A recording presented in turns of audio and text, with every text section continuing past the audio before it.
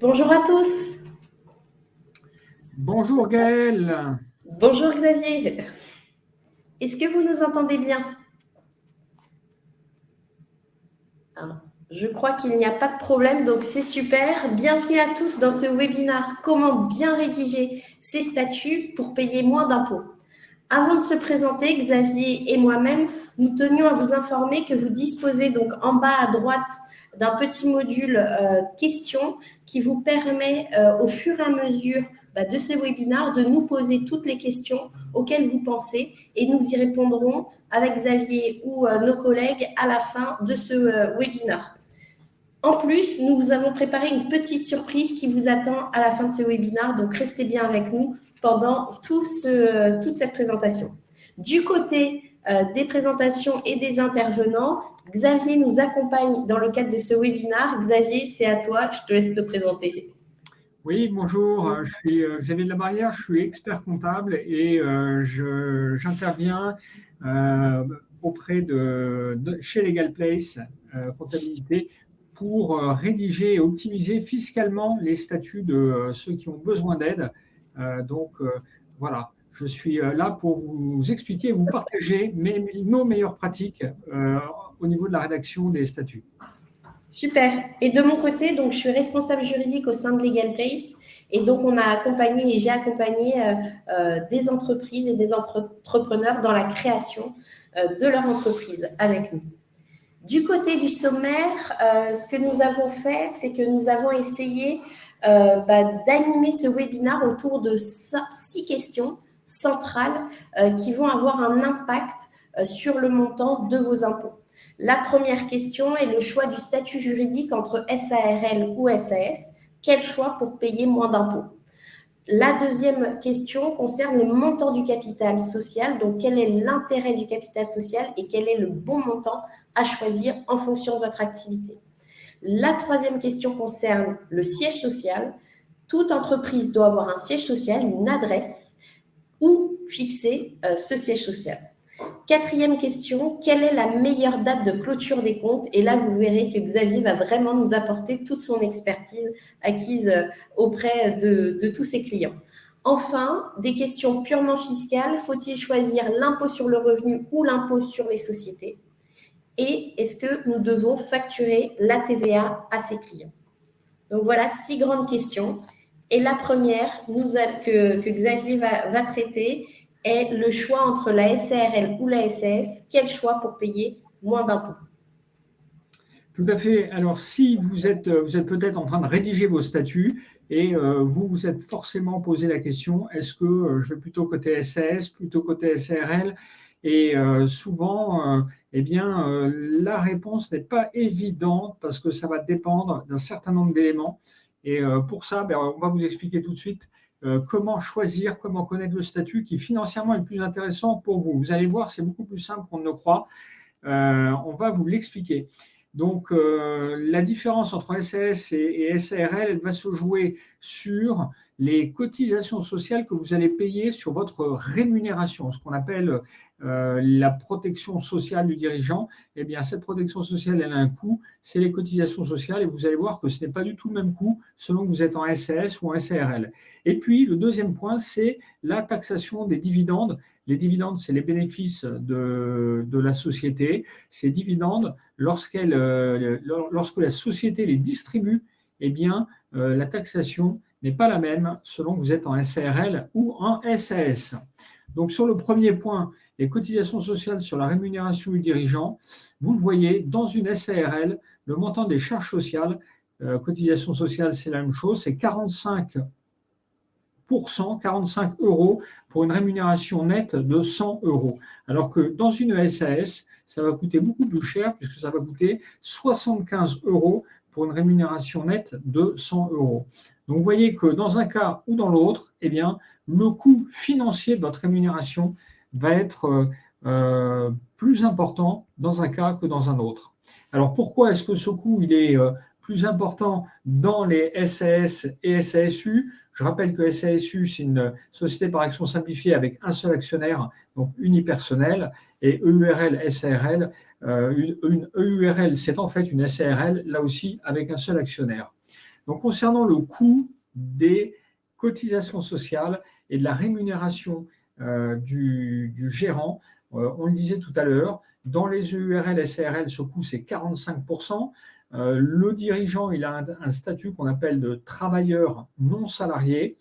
Il relève du régime de la sécurité sociale. C'est assez simple à gérer parce qu'il n'y a pas de fiche de paye à faire. En fait, il se fait des virements tout au long de l'année et puis on déclare en fin d'année le montant de sa rémunération auprès des organismes sociaux. Et il bénéficie d'un système d'assurance maladie, d'invalidité, qui est le même que celui des salariés. La seule différence, c'est le système de retraite, les caisses de retraite qui sont obligatoires, mais qui sont moins généreuses que dans le système assimilé salarié. Et dans tous les cas, eh bien, le dirigeant de URL ne bénéficie pas de l'assurance chômage. Si vous êtes dirigeant d'une SASU, vous n'êtes pas travailleur non salarié, vous allez être assimilé, salarié. Et on en parlait tout à l'heure, le coût de votre rémunération, évidemment, est plus important, 75% de charges sociales. Alors pourquoi ? Parce que vous allez relever d'un régime de retraite qui est assimilé à celui des salariés, donc plus généreux. Comme les salariés, vous devrez vous faire une fiche de paye pour vous rémunérer. Et comme les EURL et les gérants de SARL, vous ne bénéficierez pas de l'assurance chômage. Donc, retenez simplement qu'en SASU ou en SAS, le coût de votre rémunération va être plus important à cause du système de retraite qui est plus généreux dans ce cadre-là. Et évidemment, si vous choisissez la SARL, ça vous coûtera financièrement moins qu'en SAS. Donc ça, c'est un premier point très important. On vous le disait, là, on est là pour vous expliquer en quoi les choix que vous allez faire dans vos statuts vont impacter vos finances. Donc vous le voyez, là, l'impact, il est direct, puisque en fonction de la forme de société que vous allez choisir, eh bien, vous allez avoir un statut de dirigeant qui sera plus ou moins coûteux pour l'entreprise. Le deuxième point, associé également au choix de la structure juridique, qui va avoir un impact sur les finances de l'entreprise et sur vos finances à vous, c'est tout ce qui concerne la distribution du bénéfice et donc ce qu'on appelle les dividendes. Donc, les dividendes, si vous êtes en EURL, SARL et que vous versez des dividendes, vous devez le savoir parce que c'est assez nouveau.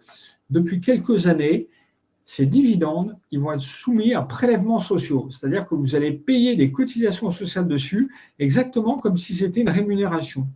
Donc, c'est une forme de pénalité parce que vous payez des cotisations sociales sur ce canal de distribution, sur ces dividendes.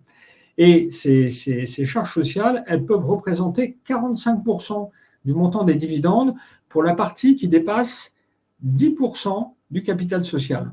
Donc, si vous avez un capital social de 1 000 euros, eh bien, et que vous versez, par exemple, 3 000 euros de dividendes, eh bien, vous allez devoir payer des cotisations sociales sur la partie qui dépasse 10% de ce capital social, c'est-à-dire 10% de 1 000 euros, 100 euros. Si vous versez 3 000 euros de dividendes, ça veut dire qu'il y a 2 900 euros de dividendes qui vont être assujettis à cotisations sociales. Donc, ce n'est pas une mince affaire. Ça veut dire que pratiquement 90% de vos dividendes vont être soumis à cotisations sociales. Et qu'en plus de ça, il va falloir payer l'impôt sur le revenu au taux progressif, donc jusqu'à 46%. Si vous êtes en SAS ou en SASU, les dividendes, zéro charge sociale, vous aurez simplement à payer ce qu'on appelle la flat tax, 30%. C'est le taux maximum que vous serez amené à payer sur vos dividendes. Et le taux minimum, c'est en fait le montant de la CSG, 17,2%. Donc, pour résumer, si vous versez des dividendes en SASU, vous voyez que là, eh bien, vous allez payer beaucoup moins d'impôts, entre 17,2 et 30%, que si vous versez des dividendes en EURL, SARL, puisque vous serez amené à payer non seulement jusqu'à 46% d'impôts sur le revenu, mais en plus les 45% de charges sociales sur une part importante des dividendes. Donc, vous voyez que sur le sujet des dividendes, c'est l'inverse de ce qu'on a vu sur les rémunérations, c'est que la SASU, c'est plus intéressant. Alors, vous allez voir que le choix est pour finir assez simple à faire. Dans ce tableau, on récapitule. EURL, SARL, l'avantage, c'est que vous payez moins de cotisations sociales. L'inconvénient, c'est la taxation des dividendes. Et dans les SASU et SAS, l'avantage, c'est que vous allez avoir un régime social qui est proche de celui des salariés, donc plus généreux. C'est que vous n'allez pas payer de charges sociales sur les dividendes. Et un point dont on n'a pas parlé, c'est que vous n'allez pas payer de charges sociales du tout dans les SAS et SASU tant que vous ne vous rémunérez pas. Alors que dans les SARL et les EURL, vous allez payer des charges sociales dès la première année, à peu près 1 000 euros, même si vous ne vous rémunérez pas. Bon, l'autre inconvénient des EURL et SARL, c'est la faible couverture de la protection sociale en termes de retraite. On l'a vu, que vous allez payer des charges sociales sur les dividendes, sur une partie importante des dividendes. Et l'inconvénient côté SAS, SASU, c'est le coût de ce système plus généreux de retraite, 75%. Donc là, vous avez vraiment un tableau qui vous permet d'identifier les avantages et les inconvénients de chacun des statuts, sachant qu'en général, le choix il est assez simple à faire parce que avant de se verser des dividendes, sauf pour les gens qui sont au chômage, on en parlera après, mais si vous n'êtes pas inscrit au Pôle emploi, eh bien, vous allez commencer par vous verser des rémunérations. Donc, votre priorité, ça va peut-être être d'optimiser le coût de votre rémunération, donc d'aller plutôt vers le URL, la SARL. Les dividendes, pour distribuer des dividendes, il faut faire des bénéfices. Donc, il faut être en général déjà capable de se rémunérer. Il faut que l'entreprise se soit bien développée. Donc, le surcoût des dividendes, ce n'est pas forcément la priorité des jeunes entrepreneurs, ou en tous les cas des personnes qui viennent de créer leur entreprise. Donc, assez souvent, on voit des créateurs d'entreprises qui choisissent plutôt URL et SARL pour baisser le coût de leur rémunération et qui, lorsqu'ils font des bénéfices, transforment ensuite en SASU ou en SAS lorsque les excédents sont plus élevés. Voilà. Une autre façon de hiérarchiser les priorités, vous le voyez, si votre priorité c'est de préparer votre retraite, vous allez plutôt choisir SAS ou SASU. Si votre priorité c'est la protection sociale des dirigeants, même chose, choisissez plutôt SAS ou SASU. Si votre priorité c'est de vous verser la rémunération la plus élevée, allez plutôt vers SARL ou URL. Et si votre priorité, c'est de vous verser des dividendes, eh bien, là, vous choisirez SAS, SASU. Petite précision, pour la protection sociale, je viens de vous dire que c'était en fait la SAS qui était la meilleure solution. En fait, c'est la même protection sociale, à part pour la retraite. Mais sur la protection sociale de base, les deux formats de société offrent les mêmes avantages.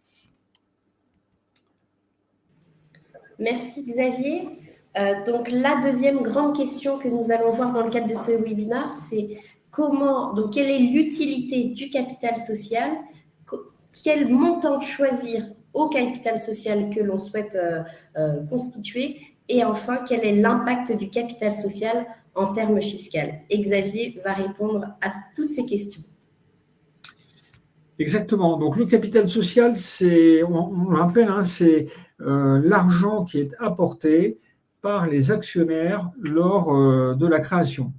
Donc ce capital, si vous êtes en train de rédiger ces statuts, vous avez peut-être choisi déjà la banque dans laquelle que vous allez utiliser. Vous allez devoir verser sur le compte, ce qu'on appelle le compte de capital, le compte bloqué en fait. Lors de la création de l'entreprise, il va falloir bloquer votre capital sur un compte dédié auprès de votre banque. Ça va être bloqué pendant à peu près 15 jours et il est débloqué ensuite et ce capital, il va servir à faire fonctionner la société. Donc, ce n'est pas une somme qui est bloquée pendant toute la durée de vie de l'entreprise, contrairement à ce que croient pas mal d'entrepreneurs. Ce que vous devez savoir aussi, c'est que le capital social, il peut avoir deux formes. On le disait, apport en espèces, qu'on appelle les apports en numéraire. Donc, vous apportez des euros sur le compte bancaire de l'entreprise, ou des apports en nature, type matériel informatique, type fonds de commerce, clientèle, ou le site web, si vous l'avez déjà développé et qu'il fonctionne déjà bien. Donc, apport en numéraire, apport en nature, les deux formes pour créer son capital social. Le capital social, à quoi il va servir? À financer, bien évidemment, les premières dépenses de la société. Il va servir aussi à définir la répartition de la propriété de la société entre les actionnaires et leur pouvoir de décision. Donc, si M. Dupont détient 30% du capital de la société et Mme Jean 70%, eh bien, en général, celui ou celle qui détient 70% a un pouvoir de décision qui correspond à son pourcentage de détention des actions, donc aux 70% qui détient dans le capital et 30% pour l'actionnaire minoritaire. Le capital, ça sert aussi à communiquer sur l'assise, sur la surface financière de la société, donc sur sa solidité financière. Donc c'est un élément important pour rassurer ses partenaires. Donc à ne pas négliger pour certaines activités. Donc quel est le montant du capital social idéal pour créer votre société?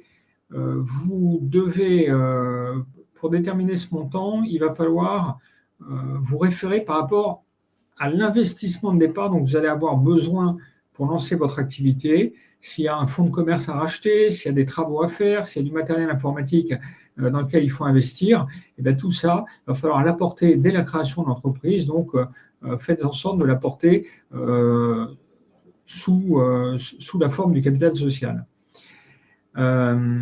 Ça dépend aussi, vous pouvez aussi le définir par rapport aux apports des associés. Si vous avez un associé qui apporte, par exemple, 10 000 euros dès le début sous forme de matériel informatique ou de fonds de commerce, si vous voulez vous associer à ce premier associé et que vous voulez être à parts égales dans la société, vous allez devoir vous aussi apporter 10 000 euros. Donc le capital social, ce sera 20 000 euros. Et puis, le troisième critère pour définir son capital social, c'est ce qu'on appelle les seuils psychologiques. Donc là, ça rejoint un peu la communication financière dont on parlait à l'instant. Eh bien, il y a 3 seuils psychologiques, 1 000, 10 000, 100 000 euros. Et en fait, que vous soyez un peu entre les seuils, ça revient un peu au même, c'est-à-dire entre 1 000 euros et 6 000 euros, psychologiquement, ça ne changera pas grand-chose. 10 000 euros ou 30 000 euros, là aussi, c'est un peu la même chose. Par contre, 9 ou 10 000 euros, ça peut avoir un effet. Voilà, donc c'est un critère qui peut être apprécié si vous n'êtes pas concerné par les 2 premiers, sachez-le, 10 000 euros, évidemment, c'est un seuil qui rassurera le banquier, qui rassurera vos fournisseurs, qui rassurera vos clients. Donc ça peut avoir un impact important. Vous devez savoir aussi que ça a un impact, le montant de votre capital social, il va avoir un impact fiscal. Hein. Donc, on vous le disait, c'est le but de ce webinaire, c'est-à-dire quels sont les choix qui vont vous permettre de payer moins d'impôts. Alors, ce que vous devez savoir, c'est que l'impôt sur les sociétés, qui est en fait l'impôt qui va être appliqué à vos bénéfices, aux bénéfices de la société, il est normalement de 25%. Voilà, c'est comme ça maintenant en France, pour toutes les entreprises, c'est 25%. Sauf les petites entreprises qui peuvent bénéficier d'un taux réduit de 15%, jusqu'à 38 120 euros de bénéfices par an. Donc 38 120 euros, c'est déjà assez élevé. Hein. Donc si vous faites, par exemple, 30 000 euros de bénéfices la première année, vous pourrez bénéficier du taux réduit de 15% à une condition, c'est que vous ayez versé la totalité de votre capital lors de la création de l'entreprise. Donc, très important, vous devez libérer, ce qu'on appelle libérer la totalité du capital social dès la création de l'entreprise pour pouvoir bénéficier de cet impôt à taux réduit. La deuxième chose que vous devez savoir, c'est qu'il existe une réduction d'impôt pour souscription au capital des petites entreprises et des PME. Cette réduction d'impôt, c'est 25% du montant du capital que vous avez injecté, que vous avez mis dans votre société. Ce qui veut dire que l'État va vous rembourser, si vous lui demandez uniquement, 25% du montant du capital que vous allez investir dans votre société. Donc, si vous investissez 5 000 euros, eh bien, l'État vous remboursera 25%, donc 1 250 euros, sous forme de réduction d'impôt. Pour en bénéficier, il faudra simplement que vous l'indiquiez sur votre déclaration d'impôt sur le revenu de l'année qui suit la création de votre entreprise. Donc, si vous créez votre entreprise en 2022, ben, sur votre déclaration d'impôt sur le revenu 2023, vous indiquez le montant de votre capital, le montant que vous avez versé au capital de la société, et l'État vous remboursera 25% du montant du capital social. Donc, tout ça pour vous inciter à investir suffisamment dans le capital de votre société, ce qu'on appelle capitaliser, bien capitaliser sa société. Donc, c'est le deuxième impact, l'impact fiscal qu'aura votre capital sur vos impôts. Alors, est-ce qu'on complète le montant du capital, Gaëlle, je te laisse l'expliquer dans le processus de création et de rédaction de ces statuts. Super, merci Xavier. Donc effectivement, ici, vous avez à l'image le questionnaire de Legal Place sur la création d'une SAS, pour exemple. Et ici, la section, elle concerne exclusivement le capital social dont fixe le montant et les modalités de versement. Vous voyez ici que cette section, en vous laissant le choix, vous propose ici d'optimiser et de faire les choix, de faire les bons choix qui vous permettront d'optimiser le montant de vos impôts. Donc voilà la section sur le capital social du questionnaire de Legal Place sur la création d'entreprise. Ici, je vais donc continuer sur la troisième grande question que nous avons souhaité traiter dans le cadre de ce webinaire, l'adresse et quelle adresse choisir pour son siège social. Donc, comme on le disait au tout début de ce webinaire, le siège social, il est obligatoire. L'entreprise doit bien avoir une adresse. Vos clients, l'administration, vos salariés doivent pouvoir vous contacter à une adresse postale, une adresse physique.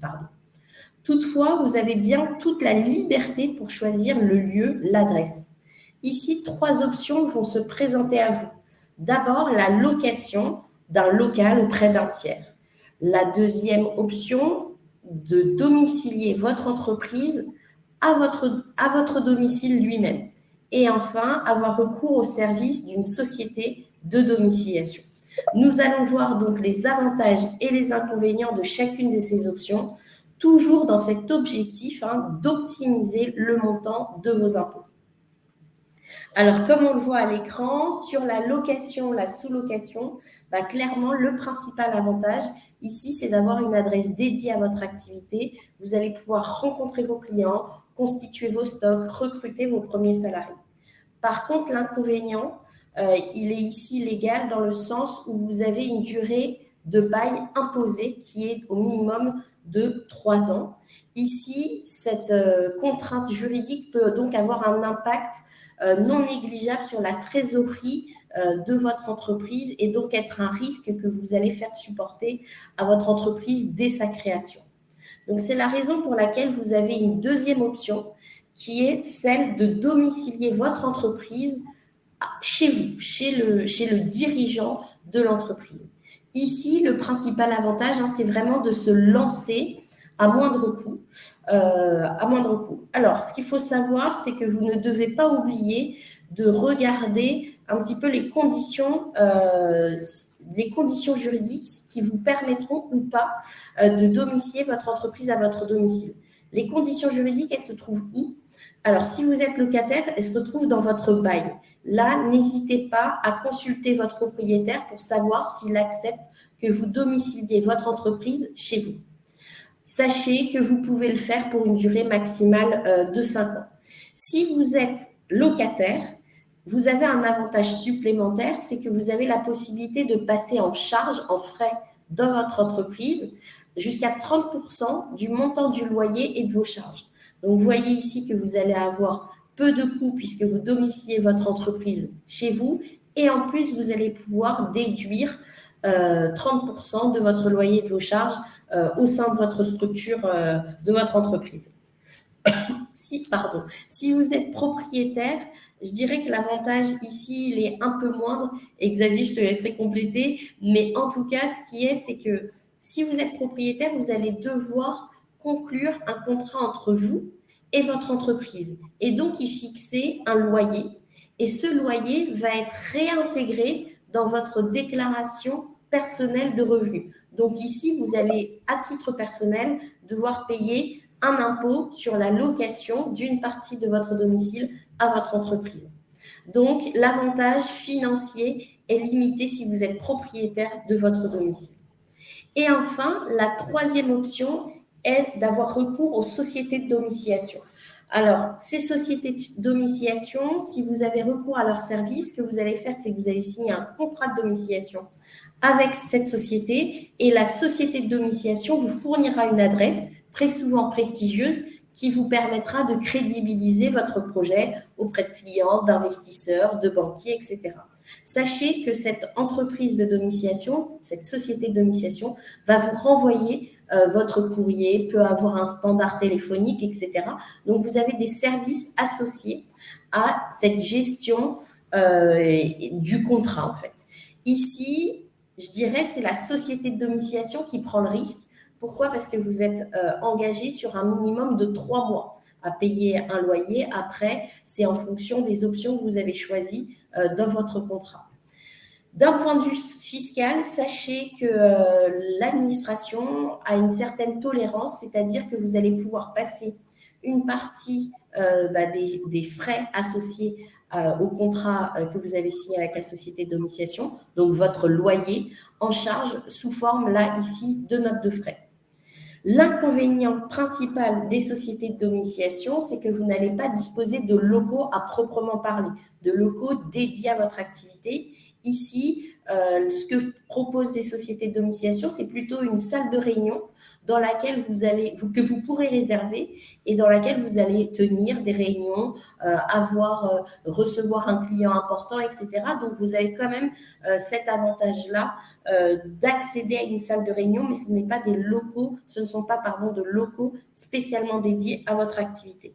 Si cette dernière option de la société de domiciliation vous intéresse et vous séduit, sachez que LegalPace propose ce service et vous pouvez le sélectionner très facilement dans le cadre de notre questionnaire tel que vous allez le voir à l'écran.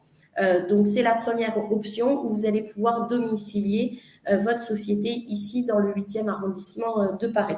Sinon, vous pouvez bien évidemment choisir de domicilier votre entreprise au domicile du représentant légal, du dirigeant ou dans un autre local tel qu'on vous l'a exposé juste avant. Donc, voilà les principales informations qu'on vous souhaitait vous donner concernant le lieu d'exercice, l'adresse de votre entreprise qui peut avoir un impact sur vos impôts. Ici, Xavier va reprendre la main sur la meilleure date de clôture des comptes, qui est un vrai sujet et très important. Oui, dans la préparation des statuts, on va vous demander quelle date de clôture vous souhaitez choisir. Donc, la date de clôture, c'est la date en fait à laquelle on va arrêter votre bilan, c'est-à-dire qu'une fois par an, on va faire un bilan. Et vous avez le choix de choisir la date à laquelle on va faire ce bilan. C'est le moment où on va calculer le bénéfice et où on va calculer vos impôts sur ces bénéfices. Donc, c'est un choix qui est important, qui ne pourra pas changer tous les ans, parce que en général, quand on choisit une date, c'est marqué dans les statuts, donc c'est un peu définitif. Et si on veut en changer, ça coûte un peu d'argent. Donc, comment choisir sa date de clôture? Le premier critère à prendre en compte, c'est la saisonnalité de votre activité. Si vous avez une activité, par exemple, vous vendez du matériel de ski, vous allez avoir une très forte saisonnalité entre novembre et le mois d'avril. Et puis, vous serez très tranquille du mois de mai au mois d'octobre. Donc, analysez votre activité. Si vous avez une saisonnalité, choisissez plutôt une date de clôture qui est dans un creux d'activité, dans un creux de saisonnalité, c'est-à-dire un moment où vous aurez du temps pour vous consacrer à la préparation de votre bilan. Si vous n'avez pas de choix de saisonnalité, choisissez le 30 septembre pour optimiser fiscalement vos dividendes. Alors, pourquoi? On va vous l'expliquer, c'est très simple. Ce que vous devez savoir, c'est que depuis maintenant presque 10 ans, tous les changements de réglementation fiscale se font au 1er janvier. presque tous les changements. 95% des changements se font au 1er janvier. Donc, lorsqu'il y a une évolution fiscale, ça se passe au 1er janvier, au 31 décembre, dans la nuit du 31 décembre au 1er janvier. Ce qui fait que si vous clôturez vos comptes au 31 décembre, qu'il y a un changement de réglementation fiscale, notamment concernant l'imposition, par exemple, des dividendes, eh bien, sachez que les dividendes, vous avez 6 mois pour les distribuer après la date de clôture. Donc, si vous clôturez au 31 décembre, vous allez forcément les distribuer l'année suivante, dans les 6 premiers mois de l'année suivante. Ce qui fait que s'il y a eu un changement de réglementation fiscale sur les dividendes, vous ne pourrez pas choisir l'année qui est la plus intéressante pour distribuer vos dividendes, puisque vous serez obligé de distribuer l'année suivante. Si maintenant, vous clôturez au 30 septembre, vous allez avoir 6 mois pour distribuer vos dividendes après le 30 septembre, donc jusqu'au 31 mars, ce qui veut dire que s'il y a un changement de réglementation fiscale qui s'opère au 31 décembre, vous pourrez choisir l'année qui fiscalement va être la plus intéressante pour vous. Peut-être que ce sera avant le 31 décembre, avant le changement de réglementation fiscale, peut-être que ce sera après. Donc, vous aurez la liberté de pouvoir choisir. Vous comprenez bien que c'est faisable si vous clôturez au 30 septembre, ça ne l'est pas si vous clôturez au 31 décembre. Et comme ça, vous allez pouvoir faire chaque année, vous pourrez optimiser fiscalement votre situation. Alors, ça vaut évidemment s'il y a une évolution fiscale, mais ça peut être tout simplement une évolution dans votre situation à vous. Si vous vous mariez, si vous avez des enfants, etc., vous allez avoir vos taux d'imposition qui vont baisser ou augmenter. En général, ils baissent quand on se marie et qu'on a des enfants, ou qu'on se paxe et qu'on a des enfants. Et donc, pour pouvoir optimiser votre situation fiscale, eh bien, vous choisirez l'année de distribution de vos dividendes qui est la plus avantageuse pour vous. Encore une fois, c'est faisable si vous clôturez au 30 septembre ou au 31 août ou au 31 octobre, mais ça ne l'est pas si vous clôturez vos comptes pendant le premier semestre de l'année civile. Vous comprenez la logique, puisqu'il faut, vous avez toujours cette période de 6 mois derrière la date de clôture pour distribuer vos dividendes. Merci Xavier. Donc ici, effectivement, vous avez fait à l'image, vous voyez encore une fois le questionnaire LegalPace sur cette question de la date de clôture. Et comme vous voyez à droite, vous avez la possibilité de choisir la date du 30 septembre, comme l'a montré Xavier et son utilité, ou choisir une autre date si effectivement pour des critères notamment de saisonnalité de votre entreprise, vous avez besoin de vous concentrer sur votre entreprise et pas sur l'établissement des comptes de celle-ci. Donc voilà sur cette question de la date de clôture des comptes. La 5e question que nous allons voir, bien évidemment, là, ici, c'est sur quelle typologie d'imposition, l'IR ou l'IS, que choisir en fonction de votre situation. Xavier, c'est à toi. Oui, alors, impôt sur le revenu. Alors, IR, IS, pour ceux qui ne connaissent pas forcément, IR, ça veut dire impôt sur le revenu.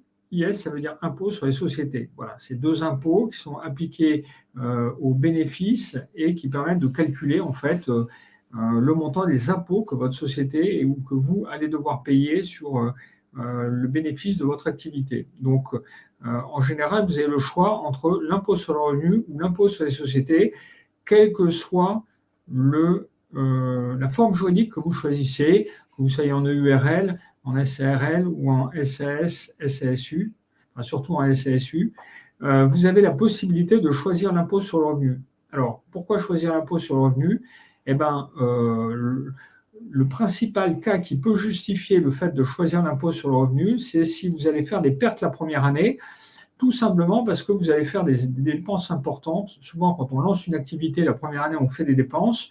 Et dans certains cas seulement, ce n'est pas la majorité, eh bien, on sait qu'on va faire des pertes dès la première année.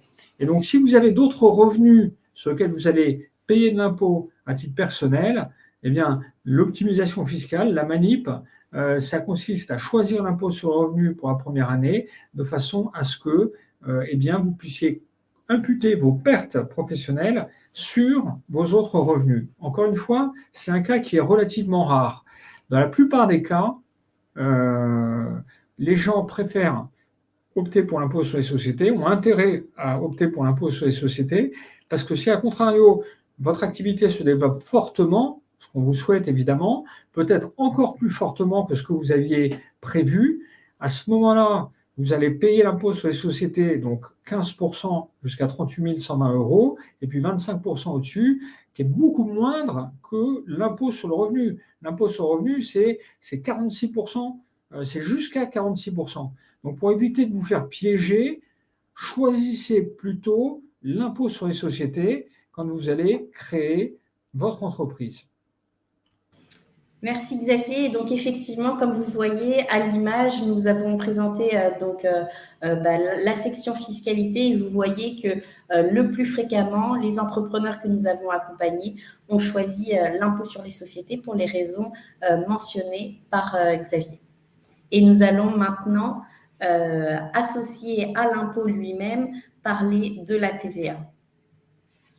Alors oui, la TVA, c'est le dernier critère qui va avoir un impact fort et pas des moindres, vous allez voir.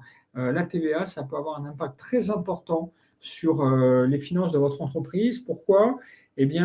Parce que le fisc fait un cadeau très important aux petites entreprises lorsque ces entreprises travaillent pour des particuliers.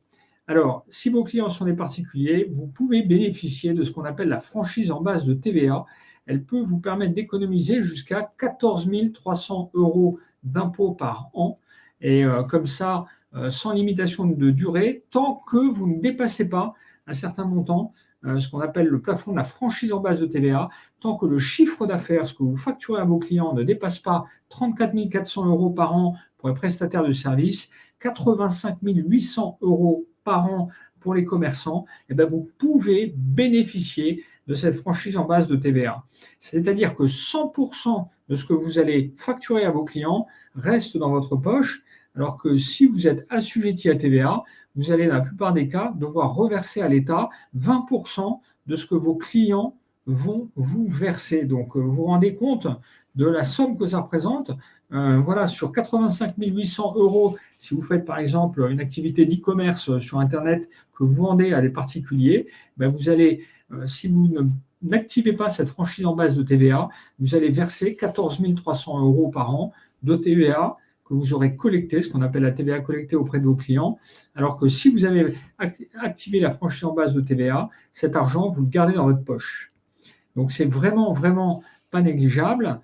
Alors, ce que vous devez savoir, évidemment, c'est que si vous activez la franchise en base de TVA, vous n'allez pas pouvoir récupérer la TVA que vous aurez payée sur vos dépenses, c'est-à-dire que vous aurez payé à vos fournisseurs. Mais en général, comme si on a une activité bénéficiaire, on collecte beaucoup plus de TVA qu'on en paie à ses fournisseurs, vous êtes gagnant. Encore une fois, si vos clients sont des particuliers, en tous les cas des entités ou des personnes qui ne peuvent pas récupérer la TVA. Donc, ça vaut aussi, je le dis rapidement, pour les sociétés dont les clients sont des associations qui ne récupèrent pas la TVA non plus, ou sont des micro-entrepreneurs majoritairement qui ne sont pas assujettis à TVA. Si vos clients correspondent à ces typologies, vous avez intérêt, la plupart des cas, à activer cette fameuse franchise en base de TVA. Si vos clients sont des entreprises, là par contre, vous avez au contraire intérêt à facturer la TVA, puisque eux vont la récupérer, donc c'est tout à fait neutre.